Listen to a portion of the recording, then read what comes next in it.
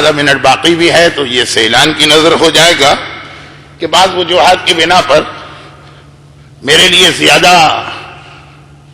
آسانی ہو جاتی ہے مجلس پڑھنے میں اگر مجمع تھوڑا سا پیچھے ہو کے بیٹھا کرے، اور یہ انشاءاللہ اگلی شب جمعہ جب میری آخری مجلس ہوگی، اگر اس وقت تک زندگی رہی تو یہ اس وقت تک کے لیے ایک پرماننٹ اعلان ہے۔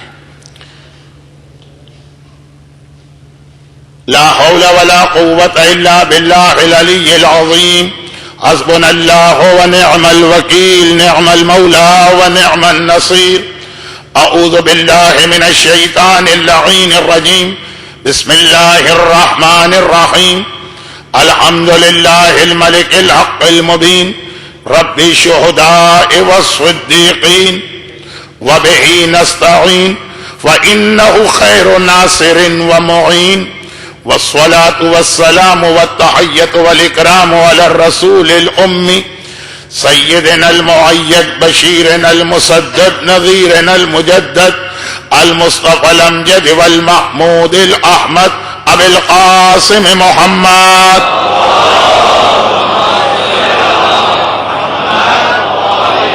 وآلہ الطیبین الطاہرین المعصومین المظلومین المنتجبین المیامین المکرمین، سیما لا بقیت اللہ فی الارضین وحجتہ علی العالمین، الامام المنتظر والحجت الثانی عشر، اللہم عجل فرجہ وقرب زمانہ وکسر انصارہ واہلک اعداءہ، ولعنت الدائمة ولا أعدائهم أجمعين، أما بعد فقد قال الله عز وجل في كتابه المبين وفرقانه المتين وقرآنه المجيد، بسم الله الرحمن الرحيم، ربنا لا تزغ قلوبنا بعد إذ هديتنا وهب لنا من لدنك رحمة، وقال ولا تموتن إلا وأنتم مسلمون۔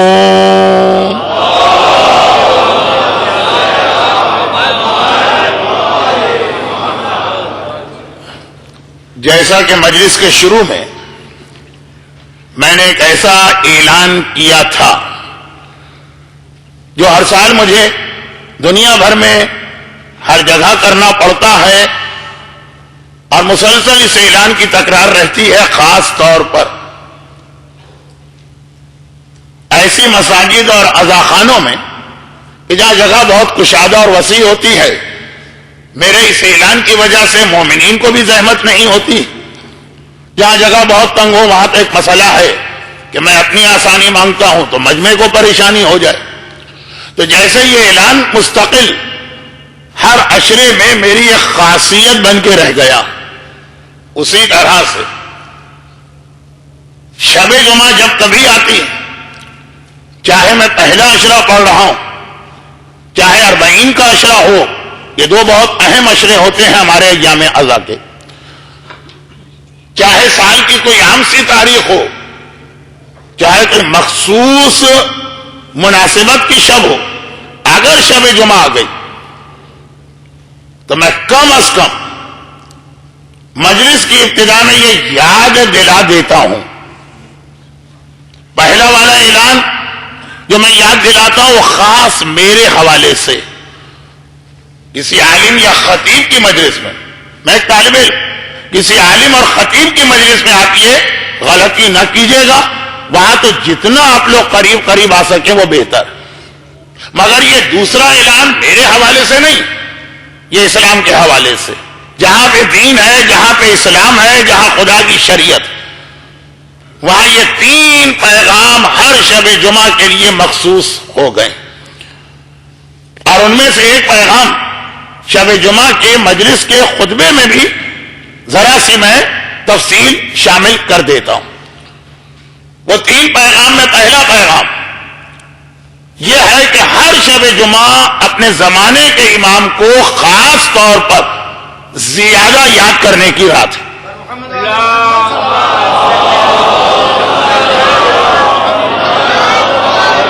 دیکھیے ہمارا یہ نظریہ نہیں، جب یہ جملہ میں کہتا ہوں تو ڈر لگتا ہے کہ غلط فہمی نہ ہو جائے، ہمارا یہ نظریہ نہیں جیسے بہت سارے اور مذہب والوں کا ہے.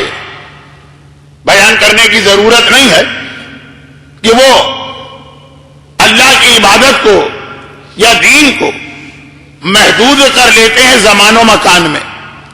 کسی مذہب کا نظریہ ہے کہ خالی اتوار کے اتوار اللہ کو یاد کرنا ہے، باقی 6 دن تم آزاد ہو. کسی مذہب کا نظریہ ہے کہ عبادت خانے کی 4 دیواری میں اللہ کو یاد کرنا. جب یہاں سے باہر نکلو گے اپنے جاب میں، اپنے بزنس میں، اپنی دکان میں، اپنے کالج میں، اپنی یونیورسٹی میں، وہاں پہ تم آزاد. اسلام نہ زمانے کی حد تک اللہ کو محدود کر رہا کہ ہفتے میں 1 دن اللہ کو یاد کر لو، 2 دن اللہ کو یاد کر لو، دن میں 5 مرتبہ نماز پڑھ کر، جو آج کا ہمارا موضوع بننے والا، اللہ کو یاد کر لو، باقی 23.5 گھنٹے تم آزاد. نہیں، مومن 24 گھنٹے کے ہر سیکنڈ آن ڈیوٹی. لیکن پھر یاد خاص طور پہ بڑھا دینا، اور وہ ہے شب جمعہ. شب جمعہ اپنے زمانے کے امام کو خاص طور پر زیادہ یاد کرنا. البتہ یاد کرنے کا مقصد کیا ہے؟ اچھا، 1432 ہجری کے اس چھٹے عشرے کی ہماری مجالس کا عنوان کل میں نے بتانا مناسب نہیں سمجھا تھا، آج بتا دوں. عنوان ہے عذاب قبر، بس یہی عنوان ہے. لیکن اس کے حوالے سے جو باتیں مجھے عرض کرنا، اس میں اور زمانے کے امام کے موضوع میں جو میرا اصل عنوان ہے، اور جو چند منٹ شب جمعہ کی وجہ سے میں بات کر رہا ہوں، ان دونوں میں بہت ساری چیزیں یکساں یا سملر. اسی لیے آپ حضرات کو یاد ہوگا، یہ مجمع تو بہت پرانا مجمع ہے، پتہ نہیں کب سے مجھے سن رہا، لیکن آپ کو یاد ہوگا کہ ظہور امام کے حوالے سے اکثر جو بات سمجھانے کے لیے میں واقعہ پڑھتا ہوں وہ حضرت ابو ذر غفاری کا موت کے حوالے سے، واقعہ قبر کا، واقعہ عذاب قبر کا.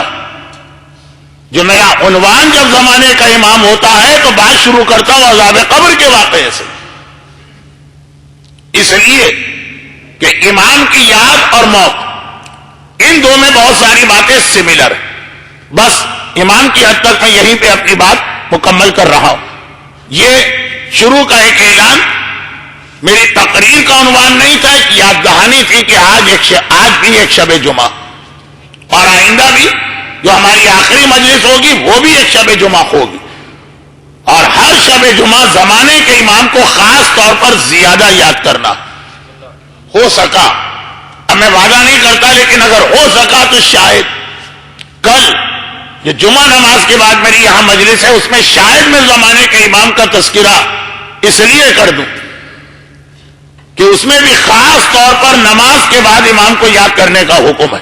تو شاید، وعدہ نہیں، اس وقت اس لیے گنجائش نہیں کہ ہمارا اپنا اصل موضوع جو کل شروع بھی نہیں ہو سکا وہ خود اتنا بڑا ہے کہ یہ باقی 8 مجالس میں اس شب جمعہ سے اگلی شب جمعہ تک اس کے ایک حصے کو بھی ہم پورا نہیں کر پائیں گے. اور وہ اس لیے بہت اہم ہے کہ ہر شب جمعہ یاد کرنے والا دوسرا عنوان ہے موت.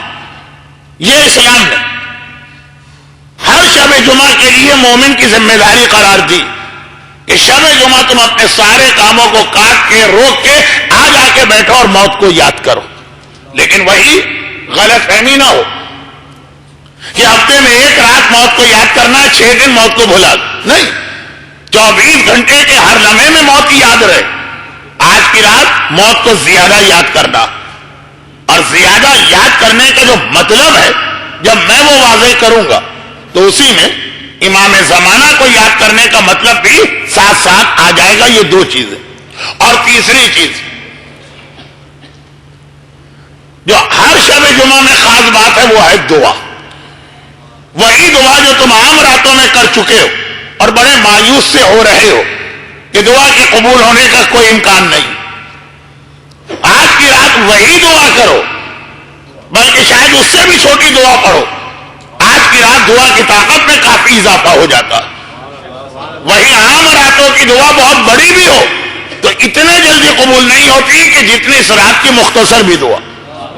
اور بہرحال دعا کے حوالے سے میں نے 3 سال پہلے امام بارگاہ علی رضا میں پورا ایک اشرا پڑھا تھا. اس کی ایک روایت نہیں پڑھ رہا ہوں.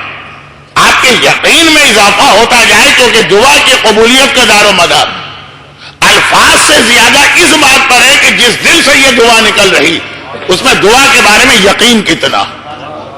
علامہ مجلسی کا ایک جملہ فرماتے ہیں کہ میں نے اپنی زندگی میں 10,000 سے زیادہ مومنوں کے بڑے بڑے مسئلے ایک سورہ الحمد کی مدد سے حل کر دیے. ہم اور آپ دن اور رات یہ سورہ الحمد پڑھتے ہیں لیکن جو ہماری حالت اس سے پہلے ہوتی ہے وہی اس کے بعد بھی رہتی. بلکہ جو اصل جملہ مجھے کہنا تھا وہ علامہ مجلسی کا نہیں تھا, لیکن علامہ مجلسی کا جملہ اس لیے نقل کیا کہ آپ کو اندازہ ہو کہ وہی الفاظ ہیں ہماری زبان پہ آتے ہیں تو وہ اثر نہیں ہوتا. وہی الفاظ تو اسپیشل دعا نہیں, علامہ مجلسی جیسے عالم کی زبان پہ جا کے اثر کیوں ہو جاتا؟ اس کا تعلق ہے کہنے والے کی معرفت کتنی ہے اور اس کا یقین ہے کتنا. اب آئیے وہ روایت جو میں اکثر پڑھتا ہوں لیکن 6-7 سال سے نہیں پڑھی. صادق آل محمد امام جعفر صادق علیہ الصلوۃ والسلام تقریباً مجلس کا 1/4 حصہ خالی شب جمعہ کے عنوان کی یاد دہانی سے ہو رہا, لیکن کیا کیا جائے یہ تینوں باتیں بھی اہم تھی اور اس میں سے بیچ والی بات تو میرا اصل عنوان بننے والی. چھوٹی سی روایت. پریشان حال, مصیبت زدہ, گھبرایا ہوا مومن آتا ہے امام کے پاس. میں یقین کے حوالے سے بات کر رہا ہوں. اور آنے کے بعد کہا مولا آپ میری حالت دیکھ رہے ہیں.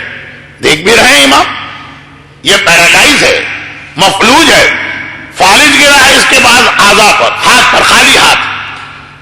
ایک تو وہ مفلوج آدمی تھا, وہ پیرالائز آدمی تھا جو دعائیں مشلول ہم تک پہنچانے کا سبب بنا.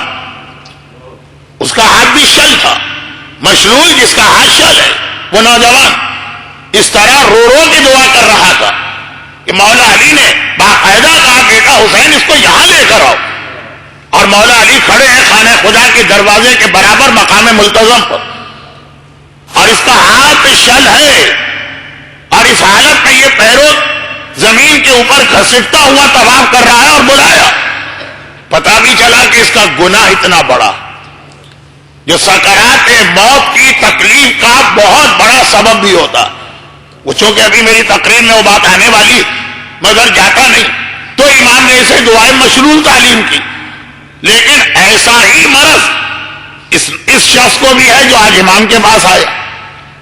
امام کے پاس آنے والا بیماری میں مبتلا, مولا نے جس کو بلوایا وہ بیماری میں مبتلا نہیں تھا, وہ عذاب کی وجہ سے اس کے ہاتھ پاؤں شل ہو گئے. باپ کی بد دعا, دعا کی ہیڈنگ یہی, دعائیں مشلول یعنی وہ دعا جو آپ کے والدین نے توبہ کے طور پہ مولا کے کہنے پہ پڑھی تو وہ عذاب کا مرحلہ تھا, دعائیں مشلول کی ضرورت تھی جس میں اللہ کا وہ نام بھی ہے جو اس میں اعظم کہلاتا. مگر یہ مومن عذاب خدا کی وجہ سے نہیں بیماری.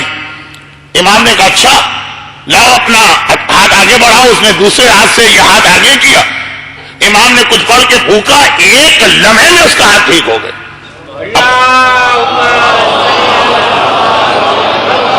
خوشی کے عالم میں دوڑتا ہوا گیا کیونکہ اس زمانے کی میڈیکل سائنس میں تو اس کا کوئی علاج بھی نہیں تھا, ناممکن. جیسے آج بھی ڈاکٹر کہہ دیتے کہ بھائی یہ کینسر کا آخری اسٹیج ہے, اب تو بس دعا کا مرحلہ ہے, ہم کچھ نہیں کر سکتے.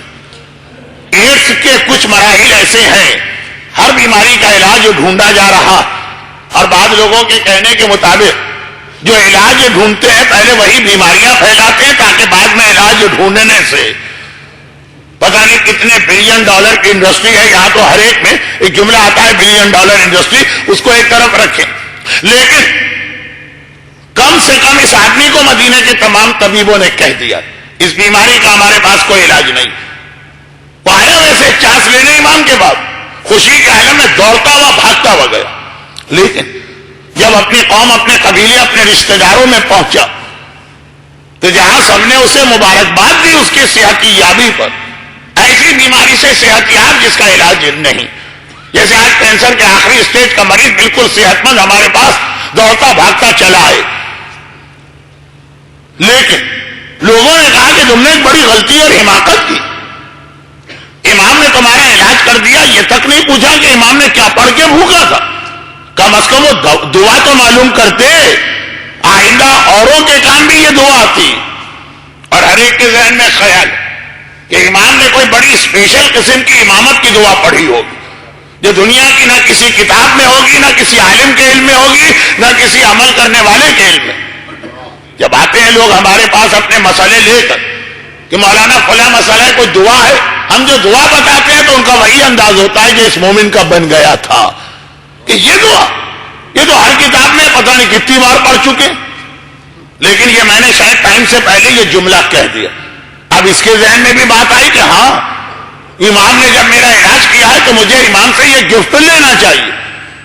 چنانچہ اسی طرح سے دوڑا دوڑا واپس امام کے پاس آیا، مولا یہ کون سی دعا تھی کہ جس نے میرے ناممکن مرض کا علاج کر دیا؟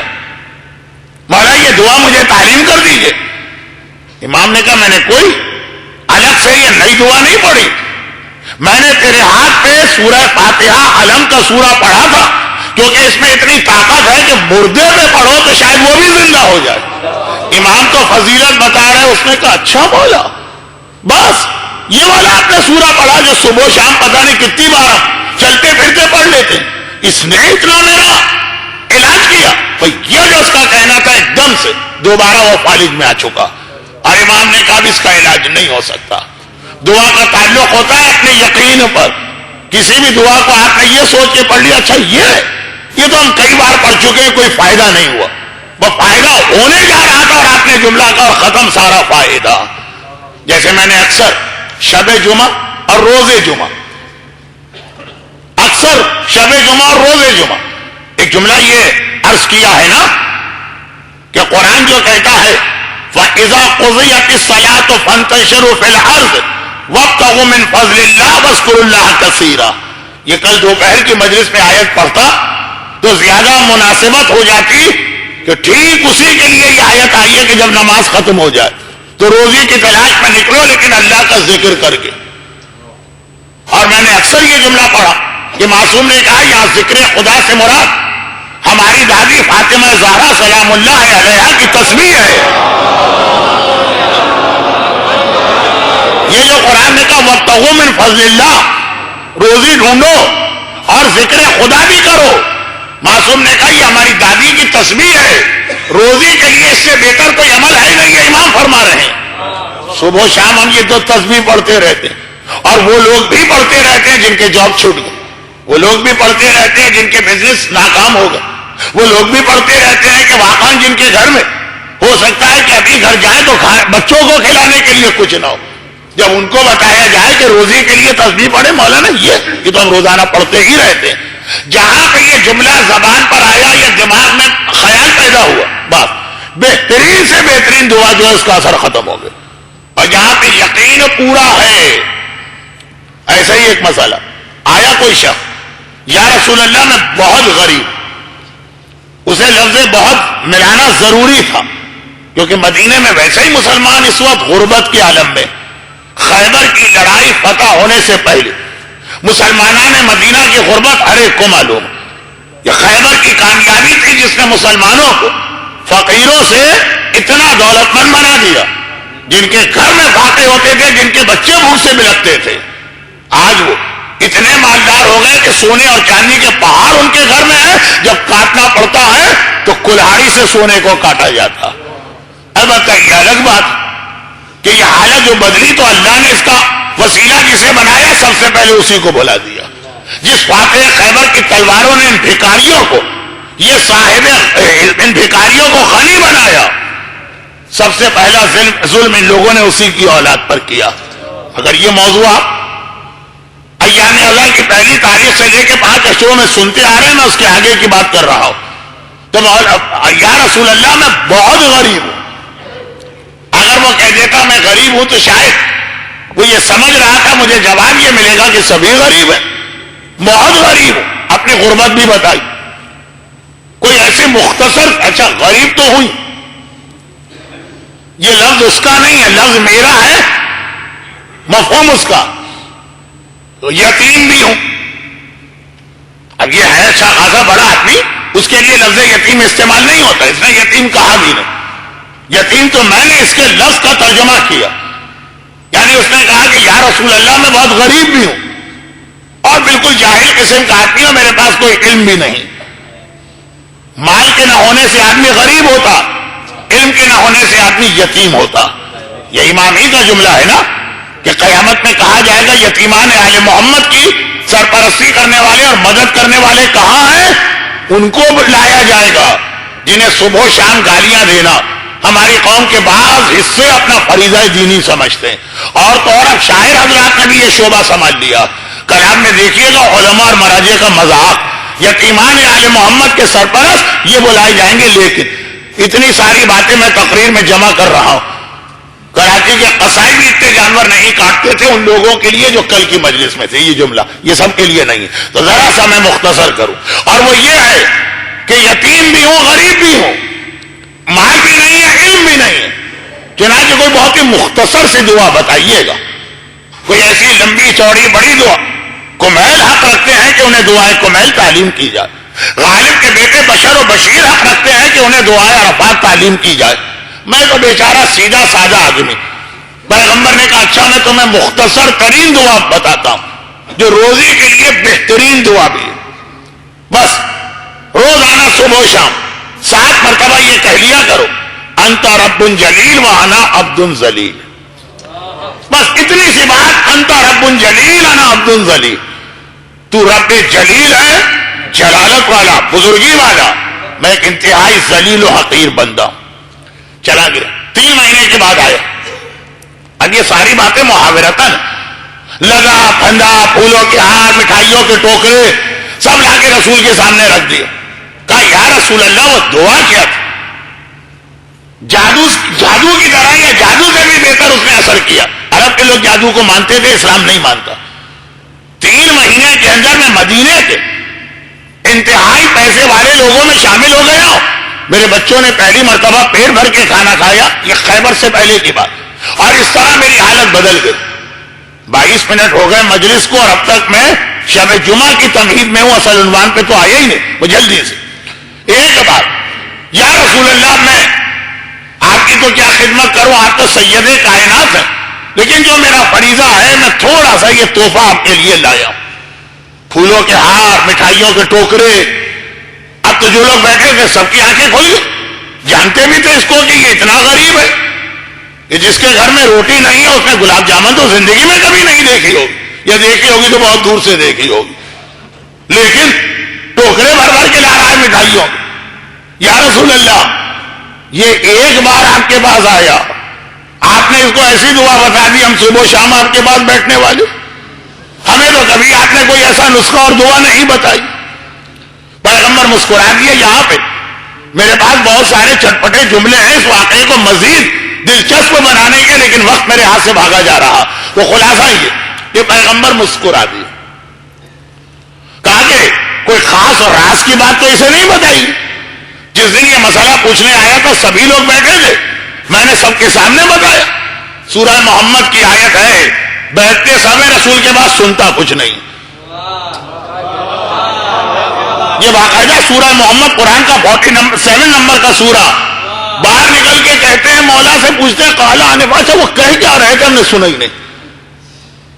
بعض لوگوں کو ہر ایسی بات پہ نیند آ جاتی. اچھا جب یہ آیت پڑھتا ہوں، اس کی تفسیر پڑھتا ہوں تو مجھے بھی بڑا سہارا اور ڈھارس ملتی ہے کہ بھائی اگر میری مجلس میں لوگ خراٹے لگا رہے ہیں اور ڈکارے لے رہے ہیں اور جمائیاں لے رہے ہیں اور سو رہے ہیں تو کوئی بات نہیں، میں تو غلاموں کے غلاموں کا غلام ہوں. جب رسول اللہ کی محفل کی یہ کیفیت تھی کہ سورہ محمد کہہ رہا، سنا ہی نہیں کہ کیا کہا رسول نے، بعد میں پوچھ رہے کیا کہا تھا. نہیں، میں جدھر جا رہا ہوں اگر اس طرف واقعی چلا گیا تو ایک تو واپس بھی نہیں آ پاؤں گا، دوسرے مومنین کے جڑے ہوئے ہاتھ مجھے یاد آ رہے ہیں. بہت سارے مومنین نے کہا مولانا ولایت کے موضوع پہ نہ پڑھیے گا، پورا 5 اشرے جو ہم نے آپ کے دنیا بھر کے انٹرنیٹ پہ سنے وہی جو آپ پہلے اشرے میں پڑھ کے آئے تو پھر آپ نے سنے کیوں؟ خیر وہ ایک الگ بات ہے، لیکن ایک جملہ کہہ رہا ہوں، یہ رسول کے بعد بیٹھنے والوں کا طریقہ ہے. پیغمبر نے کہا اسی لیے غدیر میں یہ بہانہ کسی کا نہ چلے رسول نے کیا کہا ہے ہم نے تو سنا ہی نہیں، اسی وقت نیند آ گئی تھی۔ بعض لوگوں کو کام کے وقت چنانچہ خالی اعلان نہیں کیا، ایک ایک آدمی کو الگ الگ بلوایا اور ہر ایک کا ہاتھ علی کے ہاتھ پہ رکھوا کے کہا کہ یہ فقرہ کہو کہ آپ میرے مولا ہو گئے۔ بعض لوگ تو اتنے جوش میں تھے کہ خالی اتنا نہ کہا، یہاں تک کہہ دیا بخن بخن لکا ابن ابی طالب اصبحت مولایا، آج آپ میرے مولا بھی ہو گئے۔ وہ مولا کل مومن و مومنہ، ہر مومن اور مومنہ کے مولا ہو چکے۔ کیوں؟ یہ کوئی یہ بہانہ نہ بنا کہ یا رسول اللہ اس دن دھوپ بہت تھی، ہم بہت تھکے ہوئے تھے، آپ نے ایسے ہی بٹھا دیا، پورا خطبہ آپ کا سنا، اس جملے پہ ہم کو نیند آ گئی۔ ایک ایک واقعی اس کے لیے 3 دن رسول خدا غدیر خون کے میدان میں بیٹھے، 3 دن وہاں سے نہیں چلے جب تک کہ ایک ایک کا ہاتھ علی کے ہاتھ پر رکھ کر کلمہ ولایت نہیں پڑھوایا جائے گا، کسی کو یہاں سے جانے کی اجازت نہیں۔ البتہ اس 3 دن میں پیغمبر نے کبھی کوئی وقفہ دیا تھا؟ اب وہ جو واجب وقفہ ہے سونے کا وہ چھوڑے، صرف جب نماز کا وقت آتا تھا پیغمبر اس عمل کو روک دیتے اور بتاتے تھے کہ ولایت علی نماز کے ساتھ اس طرح ملی ہوئی ہے کہ ہر ایک کے ہاتھ کو علی کے ہاتھ پہ رکھ کے کلمہ ولایت پڑھایا جا رہا، لیکن وقت نماز آ گیا تو نماز بھی اول وقت میں انجام دی جائے گی، جس کی بہترین تفسیر ہمیں کربلا کے میدان میں ملی۔ اول وقت ظہر کی نماز پڑھنا ہے چاہے برستے تیروں میں کیوں نہ پڑھنا پڑے، وہ غدیر یا کربلا، دونوں کا پیغام جو آج کی مجلس کا عنوان بننے والا تھا۔ اب خدا معلوم آپ سے زیادہ میں گھڑی کو دیکھ رہا ہوں، 27 منٹ ہو گئے، آدھی تقریر کا وقت تو ختم ہو گیا، میں عنوان پہ آیا ہی نہیں، لیکن اتنا سا جملہ انت رب جلیل انا عبد ذلیل سب تم لوگوں کے سامنے کہا تھا۔ ایسا تو نہیں ہے نا کہ یہ آدمی آیا تو میں اسے کونے میں لے کے چلا گیا، اس کے کان میں منہ رکھ کے یہ جملہ کہا، تم بھی بیٹھے تھے یہاں پہ۔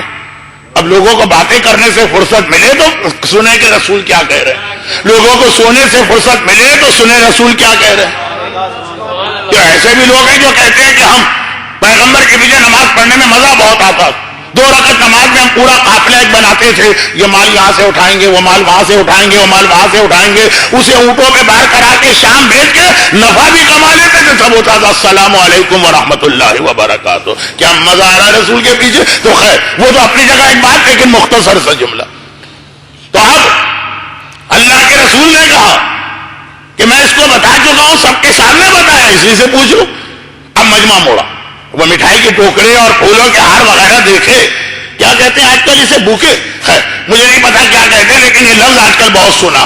اب یہ سب رسول کے سامنے رکھا ہوا اور ایک لوگ متوجہ ہوئے، کہا بتاؤ تو صحیح پیغمبر نے تمہیں کیا دعا بتائی تھی؟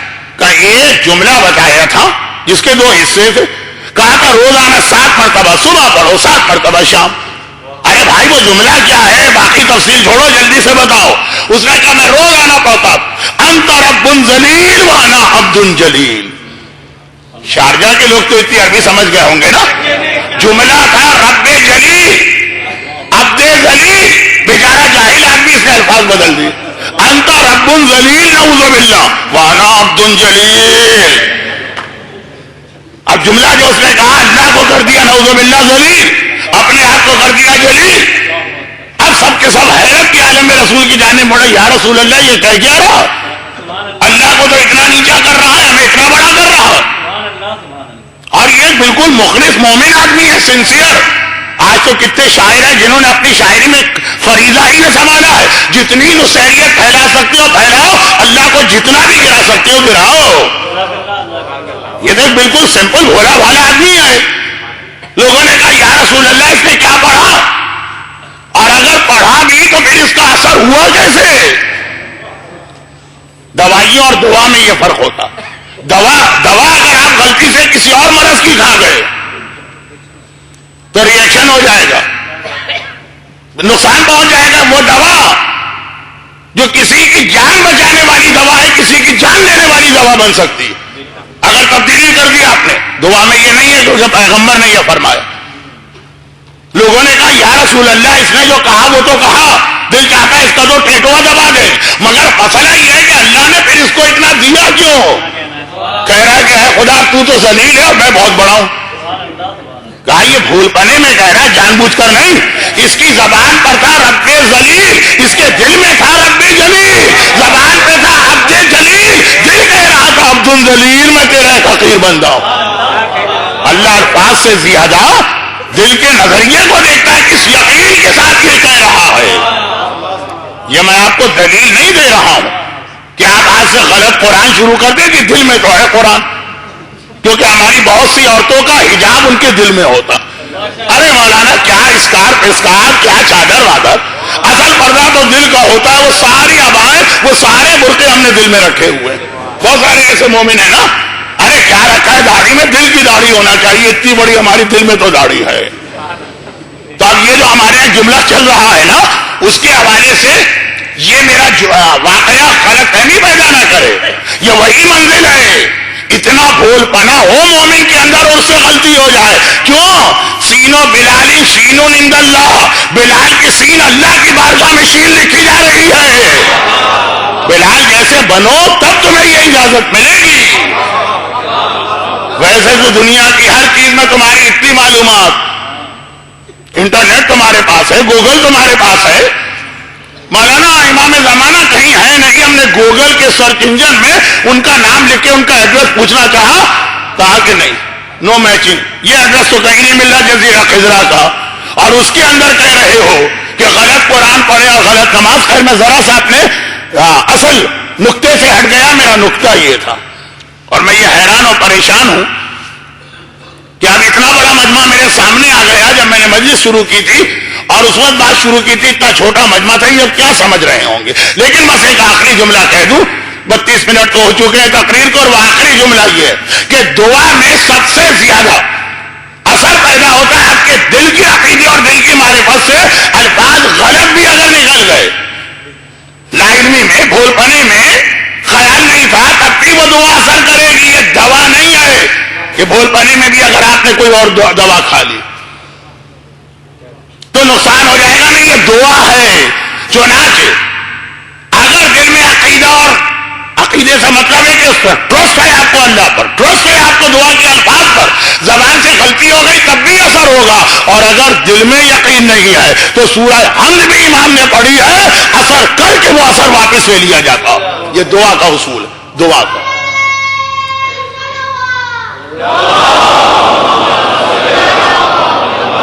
یہ دعا کا اثر ہے. اور آج شب جمعہ دعا، کیونکہ لوگ جب بھی میں آتا ہوں یہاں پر بھی یا دنیا میں کہیں بھی جاؤ، مولانا کوئی نئی دعا، وہی کا سلسلہ تو بند ہو گیا جو پہلے 1400 سال پہلے تک آئی تھی. دعائیں وہی دعائیں ہمارے پاس، لیکن لوگ ہمیشہ ہی سمجھتے اگرچہ وہی پرانی دعاؤں کو صحیح طریقے سے استعمال کیا جائے.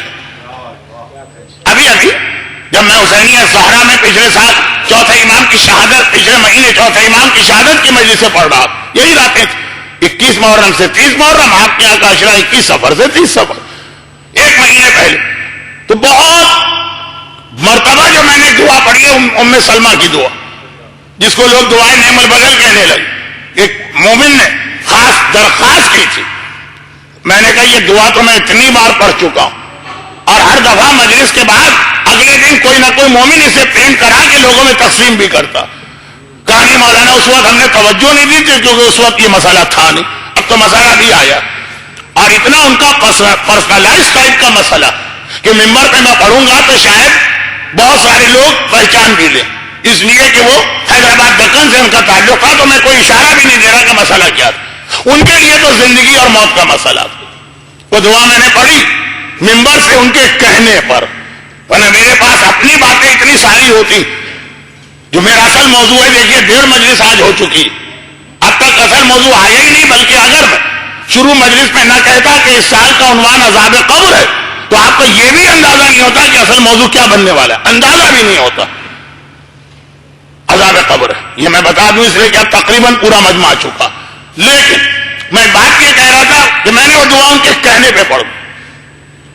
اب آج کی دنیا تو آپ کو معلوم ہے نا، میں مجلس پڑھ کے وہی مجلس جا رہا ہوں، نیچے اترا حسینیہ کے ہال سے گلے سے لپٹ گیا.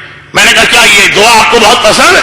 کہا پسند کیا. آئی آپ نے دعا پڑھی، میں نے SMS کیا، 1 گھنٹے کے اندر اندر مجھے یہ پیغام آ گیا کہ تمہارا مسئلہ حل ہو چکا. ابھی یہ مجلس شروع ہو کے ختم بھی نہ ہونے پائی تھی.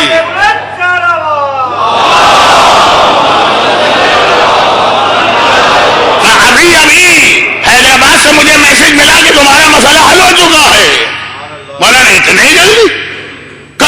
تو گلاب جامن لاؤں گا. میں نے کہا نہیں, میں ڈائبٹک پیشنٹ ہوں, میرے لیے آپ زہر لائیں اور گلاب جامن لائیں, دونوں بالکل برابر. تو خیر اب میں بات آگے بڑھاتا ہوں. دعا,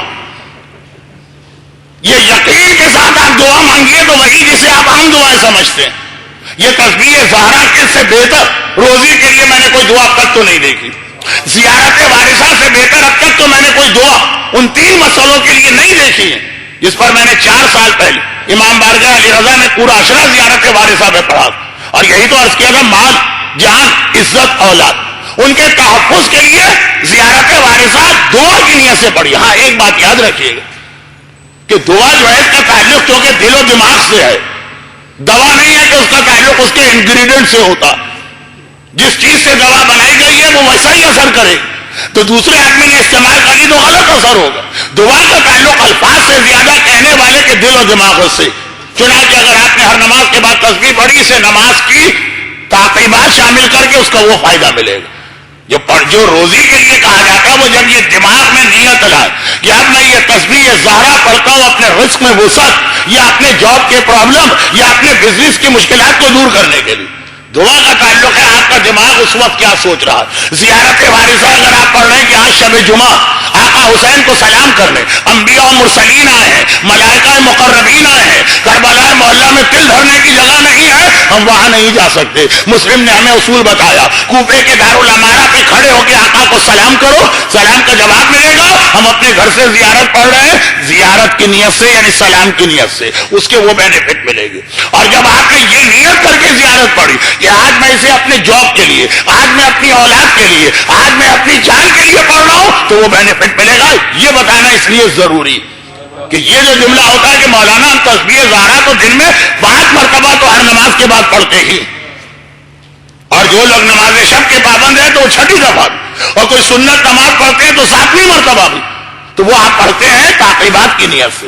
اس وقت آپ کے دماغ میں خیال لے کے نہیں آتے کہ میں روزی کی نیت سے پڑھ رہا ہوں. یہ ایک نقطہ صرف 1 منٹ کا میں نے بتایا. اب یہاں پہ میری بات کہاں تک پہنچی کہ آج کی رات ایک شب جمعہ, چہلم کے بعد کی پہلی شب جمعہ, اور ہر شب جمعہ آپ کو زمانے کے امام کو یاد کرنا, ہر شب جمعہ آپ کو قبر کو یاد کرنا, ہر شب جمعہ آپ کو دعا کو یاد کرنا. اور چہلم جو ہے وہ اس حوالے سے یہ سارے پیغام بھی لے کے آ رہا. 40 وہ دن ہے کہ جب اس 40 میں اہل بیت, دیکھیں تینوں باتیں جو شب جمعہ کی ہیں, اب آئیے 40 کی شب جمعہ. اور میں اپنے بہرحال آج کی رات کا اگر موضوع یہ 3 باتیں بھی رہیں تب بھی کوئی حرج نہیں. 40 فاتحانہ شان سے اہل بیت کربلا آئے, اور اسی فاتحانہ شان سے مدینے گئے. یا فاتحانہ شان سے میری مراد یہ کہ اہل بیت کیا وہ شان و شوکت کے مظاہرے نہیں ہوتے, اس سے مراد یہ ہے کہ مشن مکمل ہوا, اطمینان کے ساتھ جا رہے ہیں. یزید کی فوج ساتھ میں ہے, لیکن یہ یزید کی فوج آج 11 محرم کی طرح اعلان کرتے نہیں جا رہی ہے کہ حاضر سبایا من بنات رسول اللہ, یہ رسول کی بیٹیاں, یہ نہیں کہہ رہی. آج پورا پروٹوکول اور سیکورٹی پرووائڈ کرنے کے لیے ساتھ ساتھ چل رہے ہیں. آج جو سجاد کہتے ہیں وہی یزید کے ہر سپاہی کو کرنا. تو اس کامیابی کے نتیجے پہلا سوال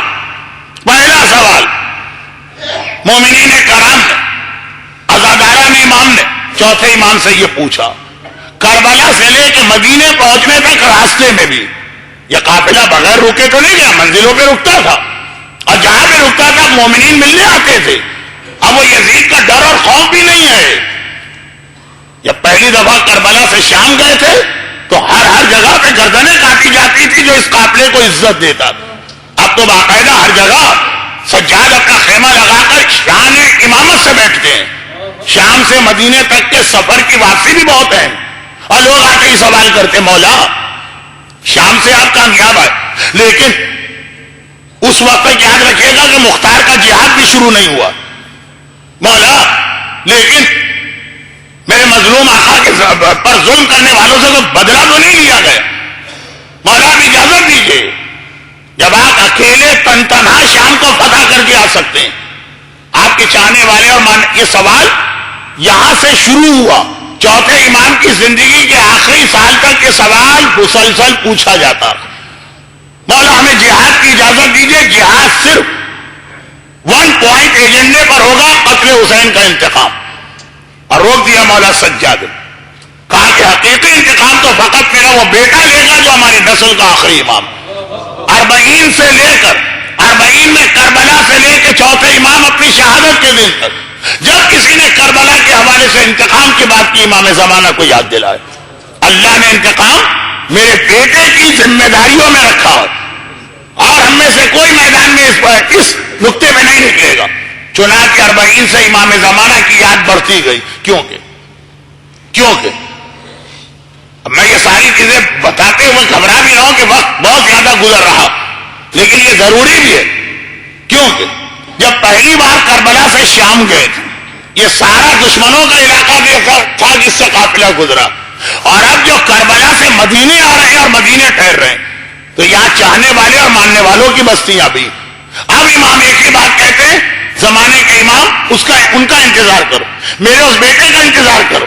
ہاں، یہاں پہ میں وہ جملہ کہنا چاہتا ہوں جس کے لیے کل میں نے ایک تمہید باندھی تھی، اور وہ یہ کہ یہ جملہ میں نے پچھلے مہینے دبئی کی ایک مجلس میں پڑھا تھا، تو ذرا تکرار ہو رہی، مگر معذرت المومنین سے یہ صرف 2 یا 3 منٹ کی تکرار ہوگی کہ جب یہ جملہ چوتھے امام نے بار بار کہا، اور پھر چند سالوں کے بعد تو اس جملے کو لوگوں نے مثالوں کے ساتھ اور واضح کیا۔ مولا مسیب، سلیمان ابن سورت، 4-5 نام آ رہے، یہ لوگ جب نکلتے ہیں کربلا کا انتقام لینے، تو آپ کیوں نہیں؟ آپ کے تو گھر کی بات۔ مولا جب مختار میدان میں آ گئے تو آپ کیوں نہیں؟ آپ کے تو گھر کی بات۔ مولا جب ابراہیم ابن مالک اشتر میدان میں آ گئے تو آپ کیوں نہیں؟ جیسے جیسے کربلا کے بعد ذرا سا وہ سناٹا ٹوٹا اور عالم اسلام میں یزیدیت کے خلاف تحریکیں شروع ہوئی، تو وہ سوال جو 40 کے دن کربلا سے شروع ہوا تھا، اہل حرم کے مدینہ پہنچنے تک ہوا تھا، اب وہ سوال مثالوں کے ساتھ ہو رہا۔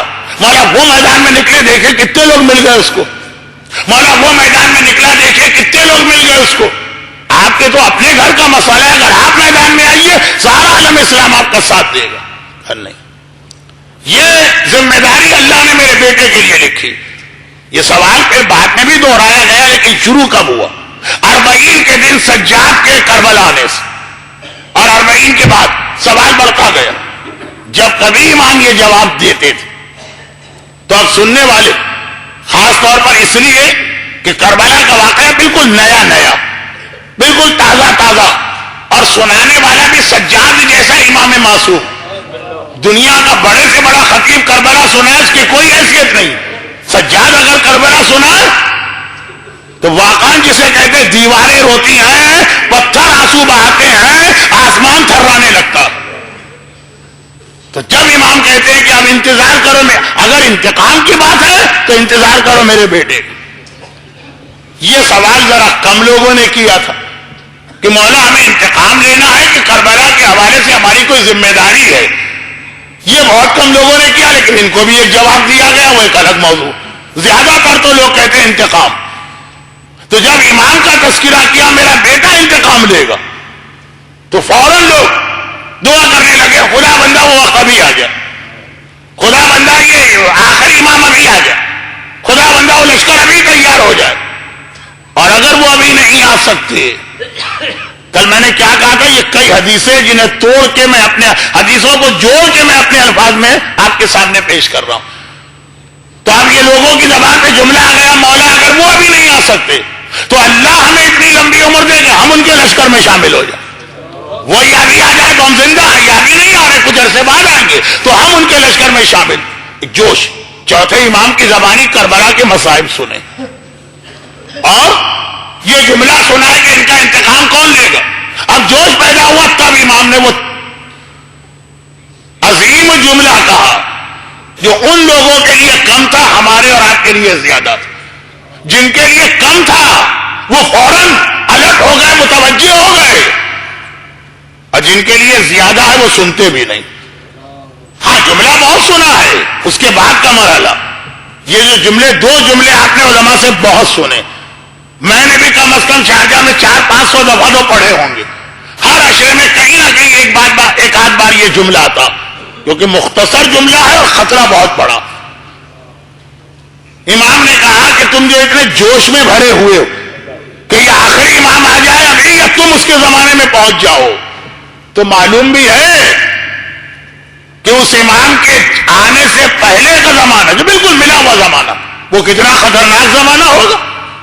تڑپ تو رہے ہو، دعا تو کر رہے ہو کہ خدا بندہ ہمیں اس امام کے زمانے کی زیارت کرا دے، معلوم بھی ہے لیکن وہ مرحلہ کتنا مشکل ہے۔ اب میں صرف ایک بات اس لیے کہہ رہا ہوں کہ میرا اصل عنوان بھی آپ کو یاد آتا رہے، اور وہ یہ ہے کہ جب جنت کی بات روایتوں میں آئی، جنت تو وہ ہے جس کے تذکرے سے قرآن بھرا ہوا، وہ مذاق اڑانے والی جگہ نہیں ہے۔ شاعروں نے جنت کو جتنا حقیر بنانے کی کوشش کی ہے، جنت ایسی نہیں ہے۔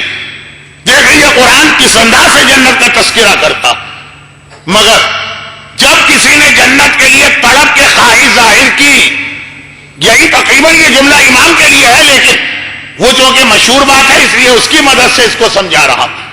فوراً کہا معصومین نے جنت کے لیے تو تڑپ رہے ہو، پتا بھی ہے جنت کا راستہ کتنا سخت و خطرناک ہے، بال سے زیادہ باریک، تلوار کی دھار سے زیادہ تیز، آگ سے زیادہ گرم۔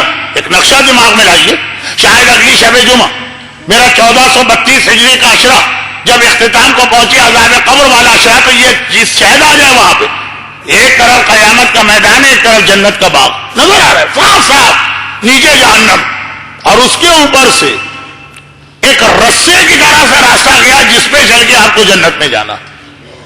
کیسے ہم لوگ گزریں گے؟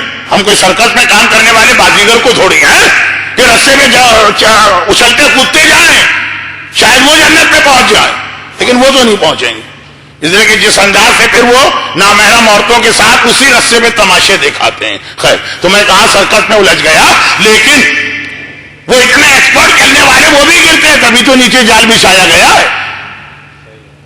جنت کے راستہ پلے صراط، اس کے نیچے کوئی جال نہیں ہے، اس کے نیچے جہنم، گرے تو سیدھا جہنم میں جا کے گرے۔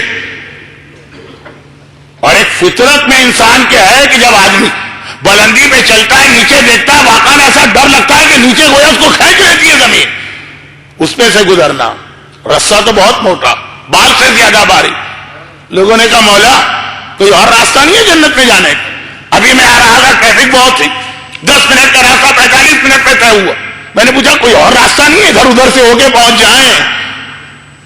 تو لوگ جواب دیتے کہ نہیں، ہاں ایک اور راستہ بھی ہے لیکن اس میں سگنل مثلاً بہت، وہ راستہ ہے اس کے اندر رائٹ لیفٹ بہت زیادہ۔ جنت کا تو ہی کوئی راستہ نہیں، صرف ایک ہی راستہ ہے۔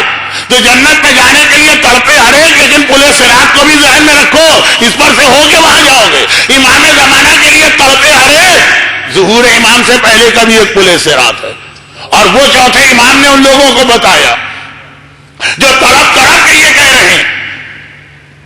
اب پھر ایک جملہ میں ایسا کہہ دوں، میرے دو موضوع ملے، گرچہ اصل موضوع عذاب قبر مگر ظہور امام کے ساتھ۔ پلے صراط جنت میں جانے کا صرف ایک راستہ ہے، ہر اس میں سے گزرنا، اور عجیب بات یہ پلے صراط پر سے صرف علی کا شیعہ گزرے گا، کوئی اور گزرے گا بھی نہیں۔ یہ جو پلے صراط اللہ نے رکھا ہے، بال سے زیادہ باریک، تلوار کی دھار سے زیادہ تیز، آگ سے زیادہ گرم، یہ صرف علی کے شیعوں کے لیے، کیونکہ یہ ان کے لیے جن کو جنت کی بشارت مل چکی۔ قیامت کے میدان میں فیصلہ ہوگا یہ جنتی ہے یا جہنمی، فیصلہ کرنے والا بھی کون ہے؟ قسیم الجنت والنار، جو جنت و جہنم کی تقسیم کر رہا، یہ جنتی ہے جہنمی ہے۔ مولا اب کیا حکم ہے؟ کہا تم جنتی ہے، جاؤ جنت میں، جاؤ جنت میں، راستہ یہ طے کرنا، میں لکھ کے دیتا ہوں یہ میرا شیعہ ہے۔ پلے صراط کے شروع میں ایک چوکی بنی، جیسے ہی کوئی وہاں پہنچتا ہے فوراً فرشتے روکتے ہیں، یہ پلے صراط پہ ہر آدمی قدم نہیں رکھ سکتا۔ لا یجوز احد الصراط الا من كتب له علی الجواب۔ پیغمبر کی وہ حدیث جو 400 مختلف صحابیوں سے آئی ہے، جس میں ایک حضرت ابو بکر بھی ہے، کہتے ہیں میں نے رسول کو سنا کہہ رہے ہیں پلے صراط پہ سے کوئی نہیں گزرے گا جب تک کہ علی اس کو جواز لکھ کے نہ دے دے۔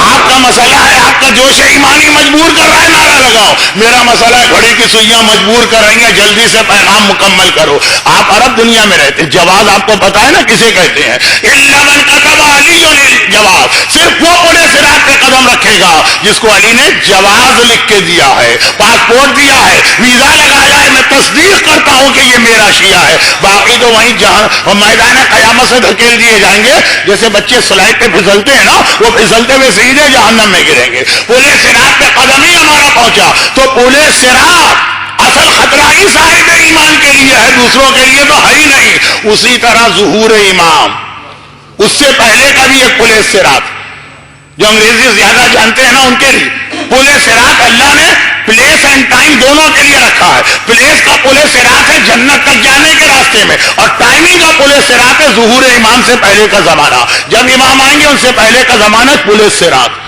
اور یہ پل صراط بھی مومن کے لیے ہے جو امام کو مانتے ہی نہیں، ان کے لیے کیا مسئلہ؟ مسئلہ ان کے لیے جو امام کو مانتے، کیا مسئلہ؟ اب وہ دو جملے سنی جو آپ نے جب سے ہوش سنبھالا تب سے سنے ہوں گے۔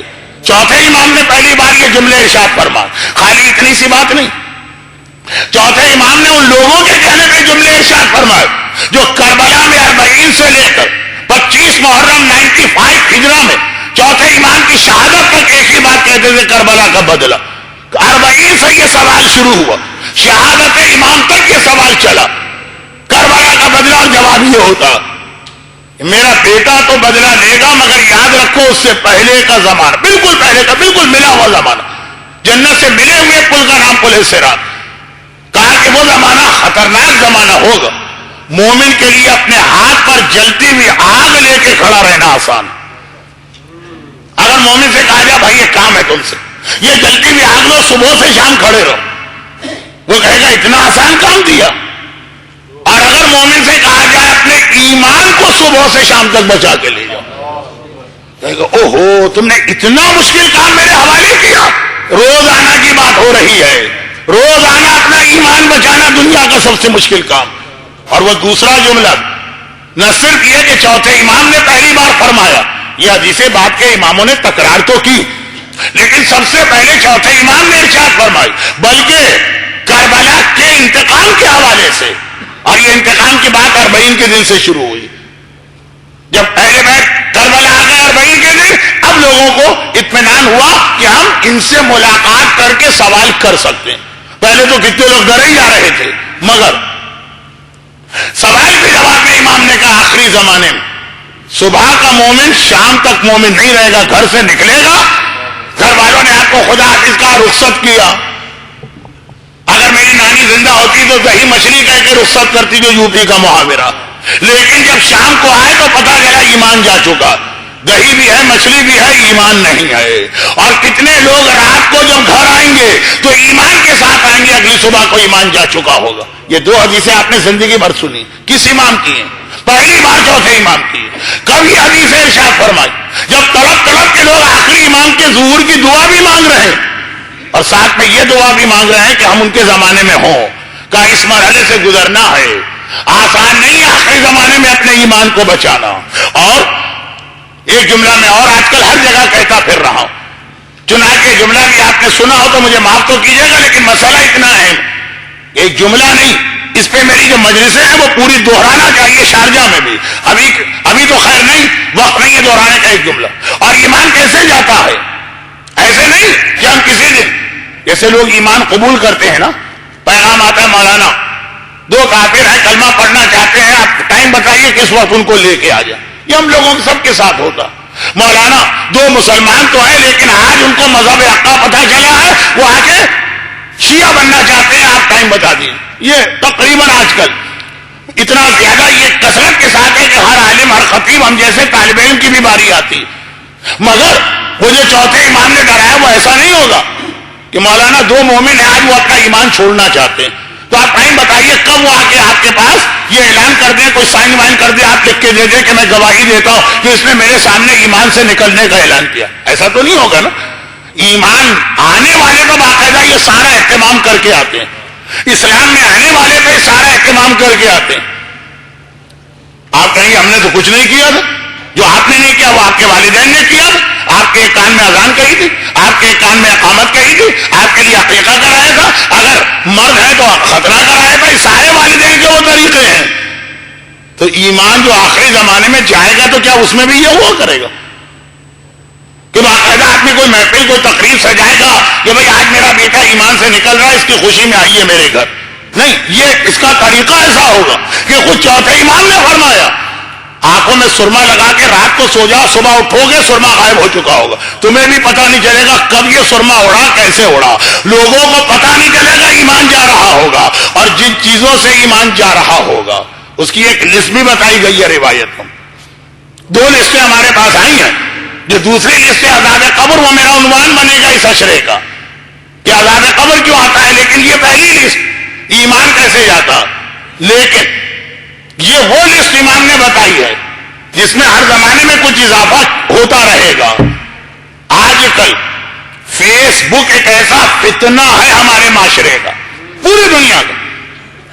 اچھا ایک بات میں آپ کو یوں بتا دوں کہ ہم تو بہرحال صاحب ایمان ہے، اس لیے ہمیں اس کی فکر سب سے زیادہ، ورنہ یہ پہلے یہ انٹرنیٹ پہ لڑکیوں اور لڑکیوں کی چیٹنگ، اسکولوں اور کالجوں میں لڑکے اور لڑکیوں کا ساتھ پڑھنا اور والدین کا ان کی جانب سے توجہ ہٹا لینا، یہ موبائل میں ایس ایم ایس اور ایم ایم ایس اور پتہ نہیں کیا کیا چیزیں، اور اب یہ فیس بک،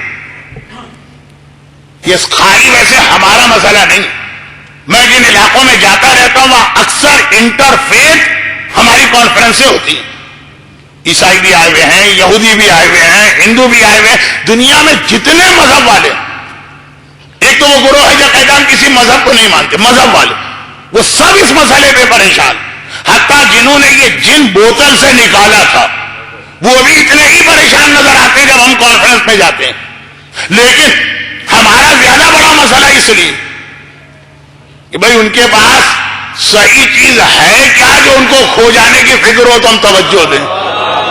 ایک آدمی کے پاس پیتل کے اوپر سونے کا رنگ چڑھا ہے، وہ بڑا پریشان ہے، مولانا یہ 2 کلو سونا کیسے بچائیں، ہمیں تو پتہ ہی ہے 2 کلو پیتل ہے، اس کی کیا اہمیت ہے، پر پریشانی تو اس کے پاس ہوگی نا جس کے پاس حقیقی ایمان موجود ہے۔ تو ہمیں سب سے زیادہ ڈرایا بھی گیا اور کہا آخری زمانے کا یہ پل صراط، وہ مکانی پل صراط ہے، جنت جانا ہے تو اس پل سے گزرنا، اور سورہ مریم کی آیت ہے جو میں بعد میں تلاوت کروں گا، اب تو وقت نہیں، کہ گزرنا ضرور ہے، اور ایک زمانی پل صراط ہے، جب امام آئیں گے ان سے پہلے اتنا خطرناک زمانہ ہوگا۔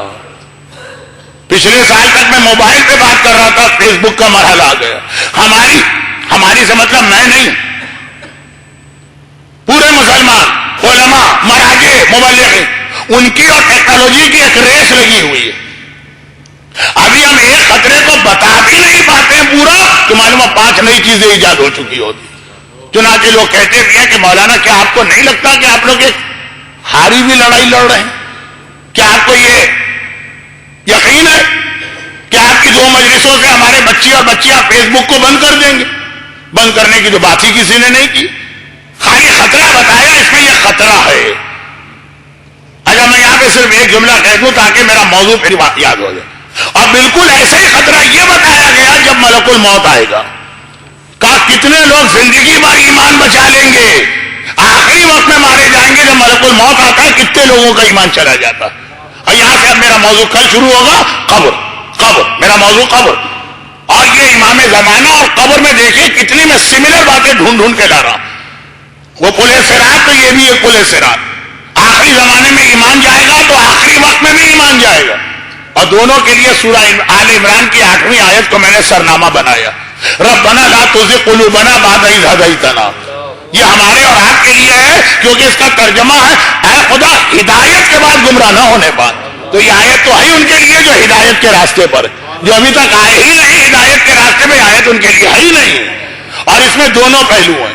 اب وہ دوسرا والا پہلو تو آج مجھے وقت نہیں تھا بتانے کا، لیکن پھر بھی یہ اشارہ میں نے اس لیے کیا کہ آپ یہ ذہن میں رکھیے گا میں اپنے عنوان پر ہوں، چاہے امام زمانہ کے ذریعے سے سمجھا رہا ہوں، بات یہ سمجھا رہا ہوں کہ آخری مرحلے میں آ کر مومن جب ہار جائے گا کہ بہت ہی زیادہ تکلیف والا مرحلہ، ساری زندگی 60 سال 65 سال 70 سال 50 سال 45 سال اس مشکل طریقے سے اپنے ایمان کو بچا کے رکھا، آسان نہیں، کتنی قربانیاں آپ نے زندگی میں ایمان بچانے کے لیے دی، اور آخری وقت میں مارے گئے، چاہے وہ آخری وقت ملک الموت کے آنے کا ہو جو کل آپ سنیں گے، وہ لسٹ، ملک الموت جب قریب آتا ہے تو کن لوگوں کا ایمان جاتا، ایک لسٹ، اور چاہے وہ آج کا عنوان ہے جب امام زمانہ کے آنے کا زمانہ تب ان لوگوں کا ایمان جائے گا جو ساری زندگی ایمان بچا کے آئے.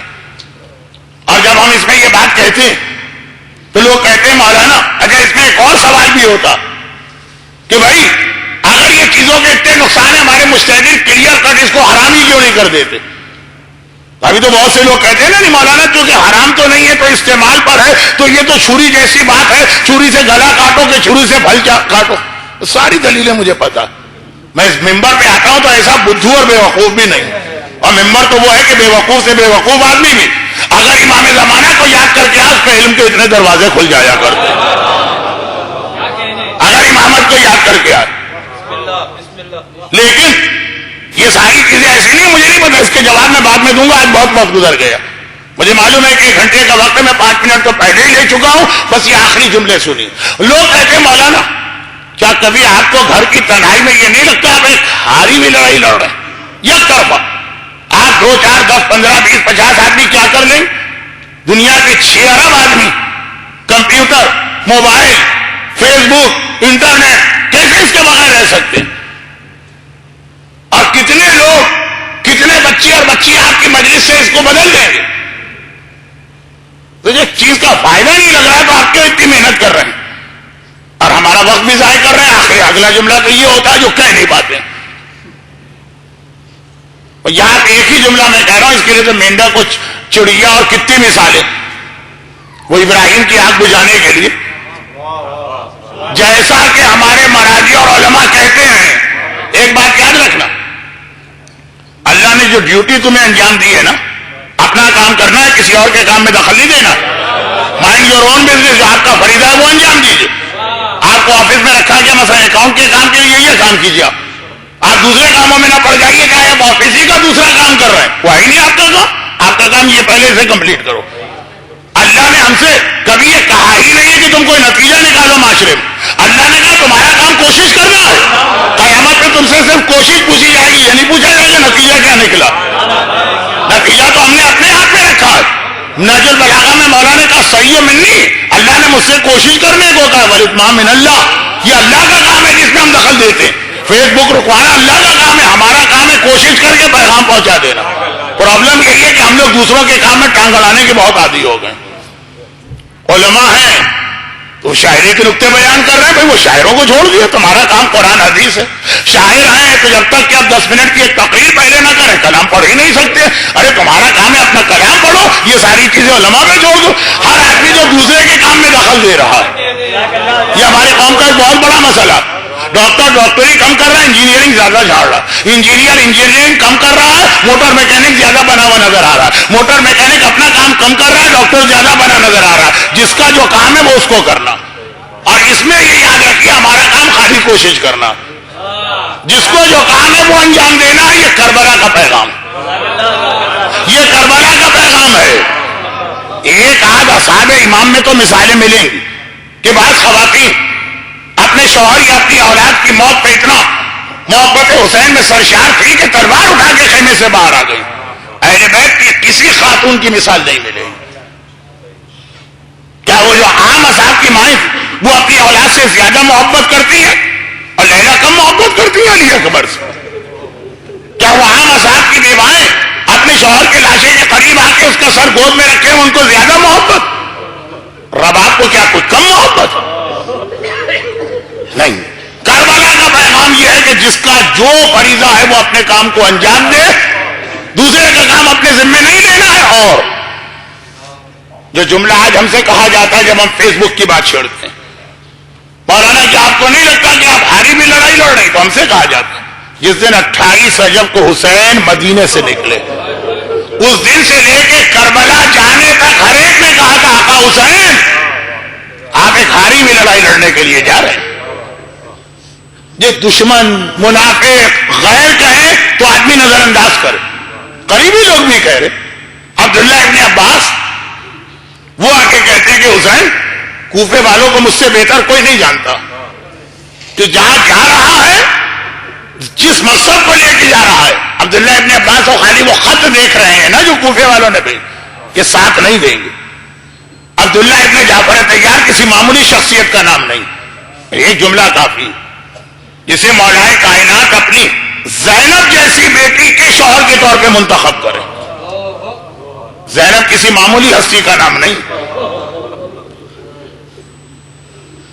شریعت اور عقیدہ روک دیتا ہے، ورنہ یہ 5ویں معصوم 15ویں معصومہ قرار پائیں گی زینب کبریٰ بھی. دنیا کے بعض علاقوں میں خصوصاً حیدرآباد دکن وغیرہ میں شاید شہادت زینب کی رات بھی تاریخ بھی منائی جاتی. لیکن جس کو میرا مولا منتخب کرے، معصومہ قوم کی ساری زندگی شادی نہیں ہوئی، کفو نہیں ملا، زینب کبریٰ کی شادی کیسے ہوگی؟ مولا کے خیال میں عبداللہ ابن جعفر طیار کا رتبہ اتنا بلند تھا. وہ بھی آگے سمجھا رہے ہیں حسین. البتہ وہ آگے سب یہی کہتے ہیں حسین کوفے والوں کو مجھ سے بہتر کون جانتا، اگر میرے اختیار میں ہوتا تجھے روک دیتا، لیکن مجھے یہ بھی پتا ہے تو امام زمانہ ہے، جو کرتا ہے وہ حکم خدا سے کرتا ہے. راستے یہ اتنی روایتیں آپ نے سن لی ہیں کہ میں ایک طرح سے آپ کا قیمتی وقت ان روایتوں میں نہیں سرو کرنا چاہتا. خلاصہ راستے میں عام لوگ مل رہے ہیں، وہ بھی یہ کہتے ہیں قلوبہم معک وسیوفہم مع یزید. کوفے کی کیا حالت ہے؟ حسین نے پوچھا، کہا ان کے دل آپ کے ساتھ ہیں، تلواریں یزید کے ساتھ. یعنی ان سب کو بہت ہی پالشڈ وے میں، بہت ہی تہذیب کے ساتھ لوگوں نے جواب دیا. سب کا خلاصہ یہ کہ حسین آپ ایک ہاری ہوئی لڑائی لڑنے جا رہے ہیں. آپ جہاں جا رہے ہیں وہاں آپ کو کامیابی نہیں ہوگی. یزید تو ہے آپ کے خلاف، جو آپ کو بلا رہے ہیں وہ بھی آپ کے خلاف ہوں گے. حسین نے اپنے عمل سے یہی پیغام دیا کہ مومن کا کام ہی ہاری ہوئی لڑائی کو لڑنا ہے. جیتی ہوئی لڑائی تو ہر آدمی لڑ لے گا. دنیا میں جس کو بھی نظر آئے گا وہاں کامیابی ہے، سب دوڑ کے جائیں گے. مومن ہاری ہوئی لڑائی لڑتا ہے لیکن صرف خدا کے لیے، اور اسی کو قرآن کہتا اولئک ھم الفائزون، تم کامیاب ہو گئے. ہم ایک جملہ میں دیکھیں، وقت نہیں ہے، اگر کہیں میری کوئی بات آپ کے لیے گراں گزرے تو میری اس پریشانی کی وجہ سے معاف کر دیجیے گا. میں منزل مصائب پر آ گیا ہوں، اس لیے ایک ریکویسٹ کر دوں. بہت برا لگتا ہے مجھے ممبر سے کہنا، لیکن کیا کروں، اتنے سارے محبت کرنے والے ہیں یہاں پہ. آج 2 دن مسافرے کے بعد مجھے جانے دیجیے گا. بہت سے لوگوں کو ملاقات کرنا ہے، کچھ کو مسئلے پوچھنا ہے، وہ سب 2 دن. اب آپ کچھ میری ایسی مصروفیات سی ہو گئی ہیں کہ بس یہ 2 دن کے لیے میں آپ سے اجازت چاہتا ہوں. اور مسافرہ بھی کل کے انداز سے نہ ہو، ماتم کرنے والوں کے ماتم میں ڈسٹربنس نہ ہو. میں ممبر سے اتر کے کونے میں جاؤں گا اور پھر وہاں پہ آپ تشریف لے آئیے گا. یہ آپ کی محبتوں کی وجہ سے میں کہہ رہا ہوں، ورنہ دنیا میں تو ترستا رہتا ہوں کہ ہے کوئی بھائی ہمیں کھڑا ہوا ہوں، کوئی ہے ہاتھ ملانے والے. ہاتھ مارنے والے تو مل جاتے ہیں، ہاتھ ملانے والے نہیں. آپ کی محبت اور آپ کا خلوص ہے. میں اس کی قدر کرتے ہوئے دوسرے مومنین کی جو مجھے اس وقت خدمت کرنا ہے، جو پہلے سے وعدے، تو یہ تو بیچ میں ایک ضمنی بات آ گئی. جیتی ہوئی لڑائی تو ہر ایک لڑتا ہے. مومن کا کمال تو ہے کہ اگر خدا کا حکم آ جائے تو وہ ہاری ہوئی لڑائی بھی لڑے. لیکن کسے کہتے ہیں ہاری ہوئی لڑائی؟ دنیا والوں کے اسٹینڈرڈ سے. قرآن تو کہتا ہے اولئک ھم الفائزون، یہی لوگ کامیاب ہوئے. اور ہمیں بھی وقت کم ہے تو میں حوالے نہیں دے پا رہا ہوں. ہمیں بھی بھائی آپ خیبر کا واقعہ سنتے ہیں، مسلمان جیتے، کامیاب ہوئے. کتنی بڑی کامیابی. کبھی ہماری زبان پہ وہ جملہ آیا کہ کاش ہم بھی خیبر میں ہوتے. اپنی طرف سے کہا میں بات کر رہا ہوں، اللہ نے، رسول نے اور اسلام نے کبھی یہ سکھایا خیبر کو یاد کر کے کہو کاش ہم وہاں ہوتے. کیا کہیں گے اس کو؟ فیا لیتنی کنت معکم. اے خیبر والوں، کاش ہم بھی تمہارے ساتھ ہوتے، اس جہاد میں حصہ لیتے. خندق کا تذکرہ آیا کہ ہم کہتے ہیں فیا لیتنی کنت معکم. ارے خندق کے میدان والوں مسلمانوں، کاش ہم بھی تمہارے ساتھ ہوتے. بدر میں کہتے ہیں فیا لیتنی کنت معکم. اگر یہ کہتے ہیں تو صرف کربلا کو یاد کر کے کہتے ہیں فیا لیتنی کنت معکم. زیارت وارثہ ہر ایک آج پڑھے گا جملہ. آپ کس کو یاد کر کے کہتے ہیں؟ جسے دنیا ہاری بھی لڑائی کہہ رہی ہے. کہا کہ مومن کی جو پہچان ہے ان کا ساتھ دینے کی بات کرتا ہے. خیبر میں جنگ جیت لی گئی، اس میں کوئی کمال نہیں ہے جانا. وہ باقی باتیں تو میں چھوڑ دیتا ہوں کہ پتہ نہیں کتنے لوگ خیبر کے لیے گئے، کتنے مال غنیمت کے لیے. کربلا جو آیا ہے وہ صرف اپنی جان دینے آیا. کربلا جو آیا ہے وہ صرف اپنا سر دینے آیا. کربلا جو آیا ہے وہ صرف اپنا خون بہانے آیا نہیں. یہ جملہ بھی میں نے آدھا کہا. کربلا میں آئے ہیں، ایک سر دینے والے آئے اور ایک چادر دینے والے آئے، اور شاید سر دینے والوں سے بڑا امتحان چادر دینے والوں کا. میں ہر سال اپنے بہت ہی بزرگ قابل احترام قوم تشیع کا فخر و وقار علامہ حافظ کفایت حسین صاحب علیہ اللہ مقاموں کو ایک جملہ ضرور پڑھتا ہوں. مسائل فرماتے ہیں کہ ظاہری اعتبار سے یہ لگا کہ حسین کربلا میں ذبح ہوئے، زینب زندہ رہی. نہیں، اگر ذبح الحسین بکربلا ہے، اگر حسین کربلا میں ذبح ہوئے تو زینب بھی ذبح ہوئی، کیونکہ اسلام میں لفظ ایک ہے، ذبح طریقے الگ ہیں.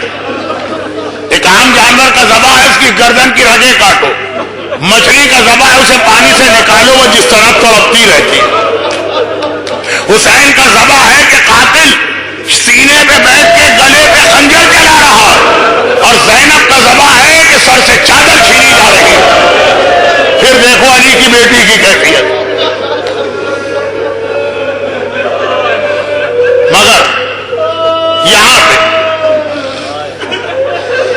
مسائل کا اگلا جملہ کہنے سے پہلے حسین اور زینب کو ایک اور مرحلے میں ملا کے آپ کے سامنے مسائل پڑھوں اور بات ختم.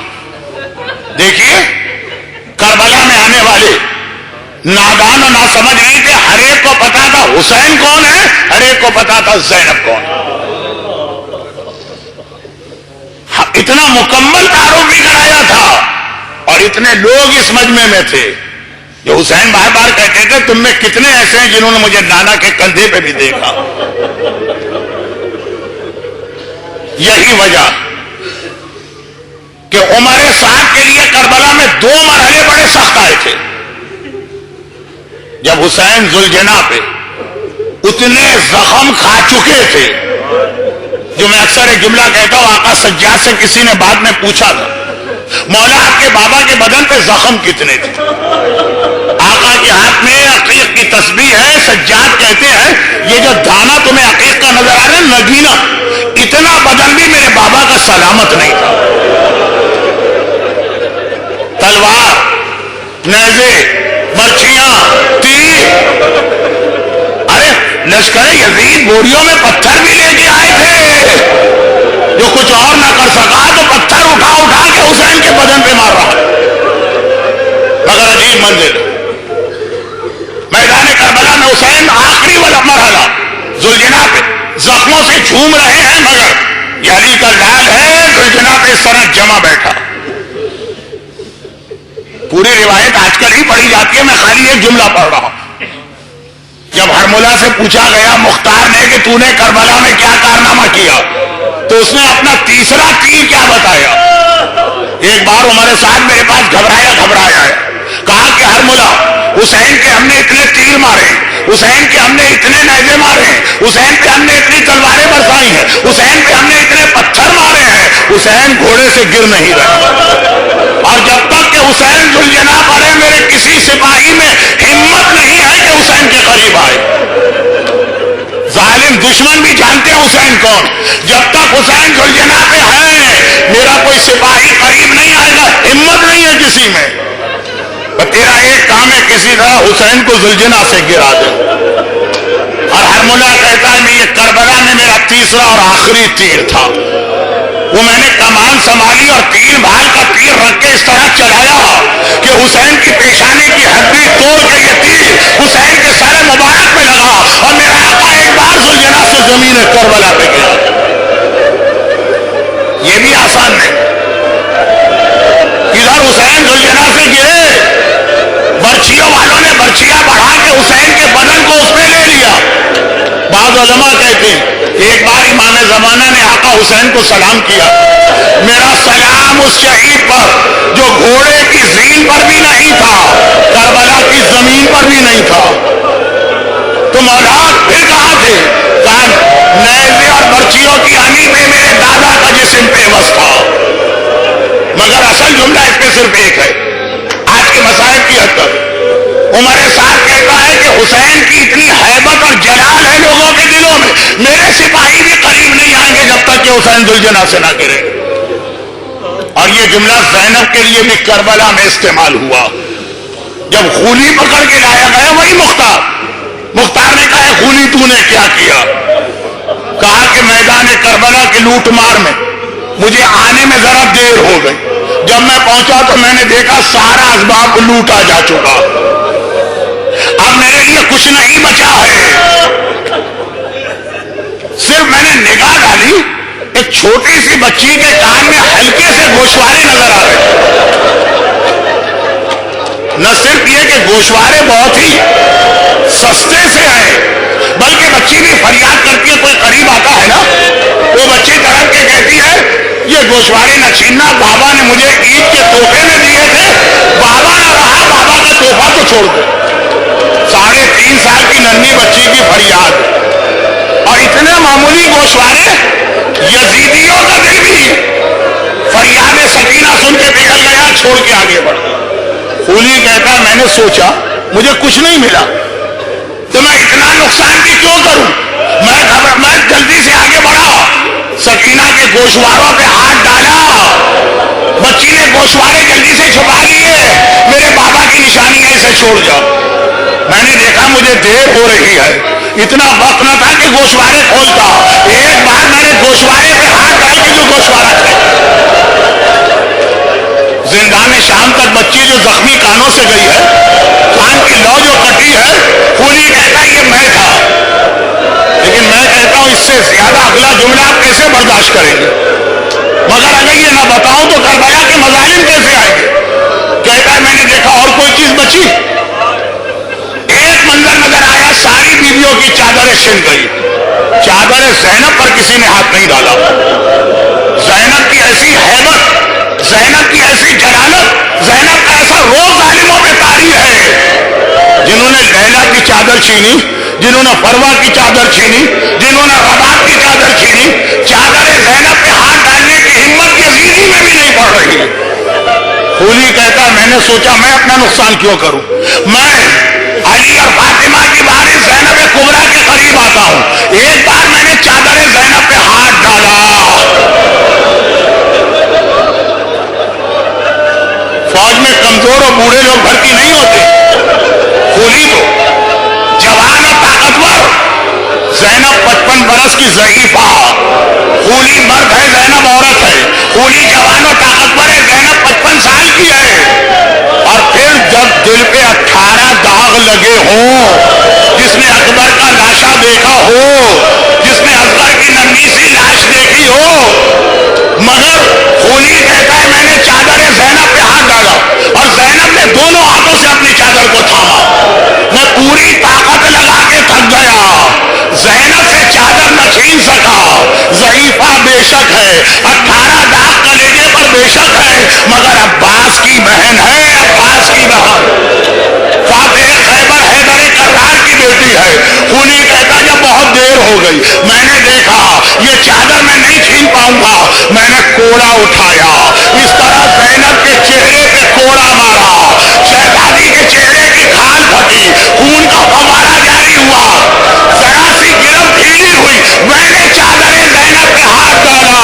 زینب نے خوراک کرو کیا, عباس ذرا آگے دیکھ لے, تو نہ رہا تو میری زینب کی چادر چھن.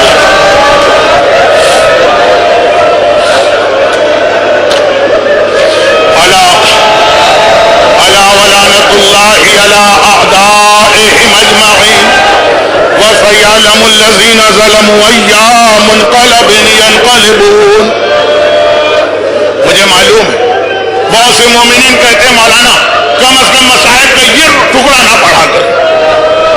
نہ پڑھنے کا نتیجہ ہے کہ ہمارے بچوں کو نہیں معلوم کربلا میں کیا ہوا.